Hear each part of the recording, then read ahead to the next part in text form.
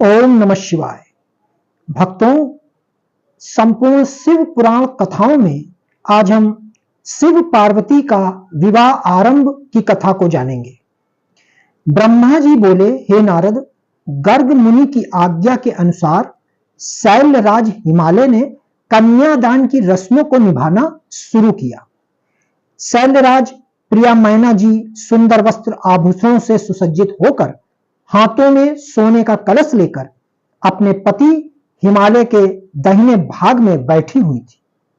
शैलराज हिमालय ने भगवान शिव का पाद से पूजन करने के पश्चात सुंदर वस्त्रों, आभूषणों एवं चंदन से उन्हें अलंकृत किया तथा ब्राह्मणों से बोले कि हे ब्राह्मणों, अब आप कन्यादान हेतु संकल्प कराएं। तब श्रेष्ठ मुनिगण साहस संकल्प पढ़ने लगे।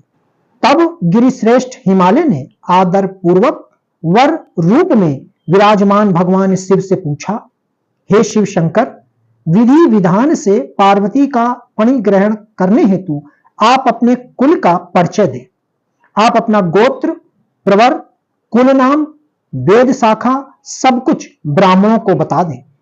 गिरिराज का यह प्रश्न सुनकर भगवान शंकर गंभीर होकर कुछ सोचने लगे। सब देवताओं, ऋषि मुनियों ने जब भगवान शिव को इस प्रकार चुप देखा तो वे इस संबंध में कुछ भी उत्तर नहीं दे रहे थे और शांत थे।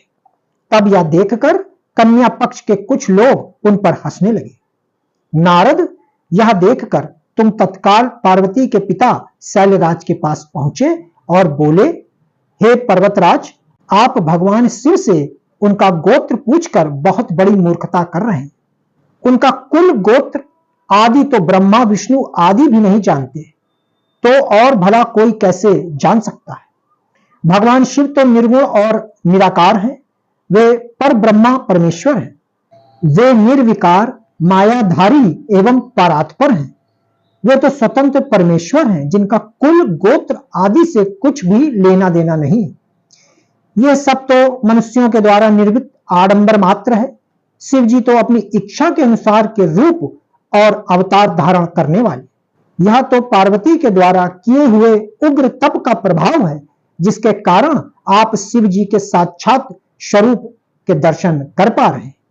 शैलराज भगवान शिव गोत्रहीन होकर भी श्रेष्ठ गोत्र वाले हैं और कुलहीन होने पर भी कुलीन हैं।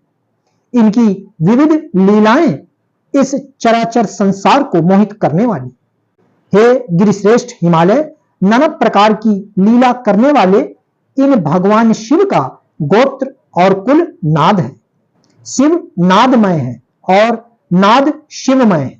नाद और शिव में कोई अंतर नहीं है।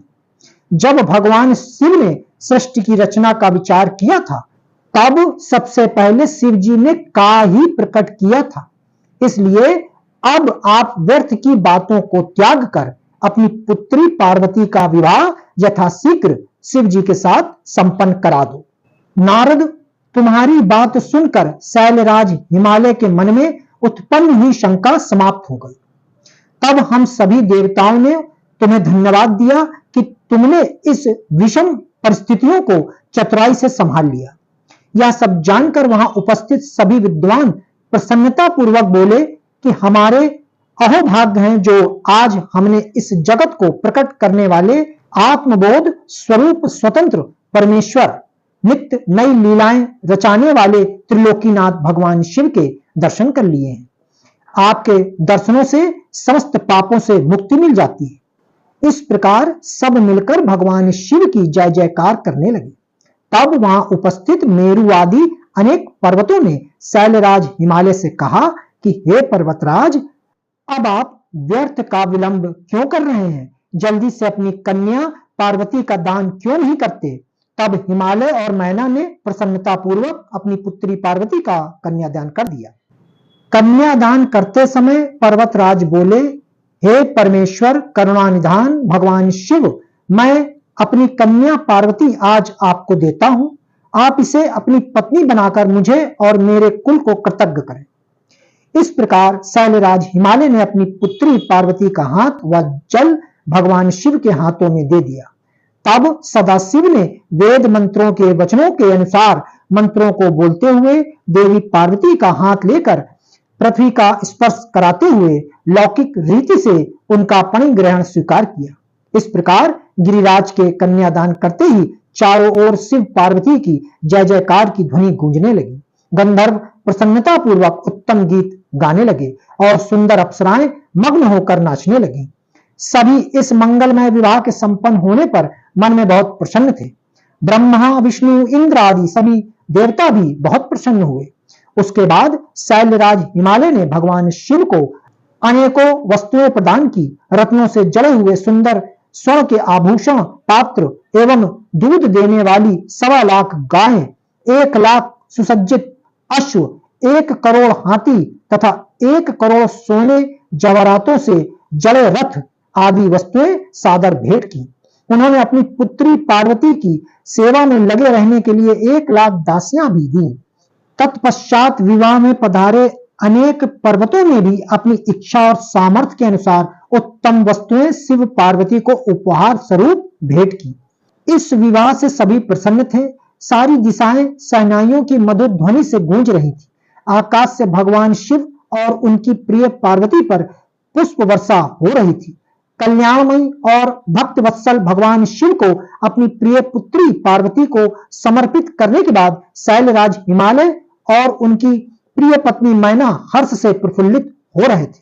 शैलराज हिमालय ने यजुर्वेद की मध्यांगिनी में लिखे हुए स्रोतों द्वारा शुद्ध हृदय और भक्तिभाव से भगवान शिव की अनेक अनेक बार स्तुति की। तत्पश्चात वहां उपस्थित श्रेष्ठ मुनिजनों ने उत्साहपूर्वक भगवान शिव और देवी पार्वती के सिर का अभिषेक किया। उस समय हिमालय नगरी में महान उत्सव हो रहा था। सभी नर नारी प्रसन्नता से नाच गा रहे थे। भक्तों, आगे की कथा श्री रुद्र संहिता तिथि खंड का 49वां अध्याय अवश्य सुने। ओम नमः शिवाय।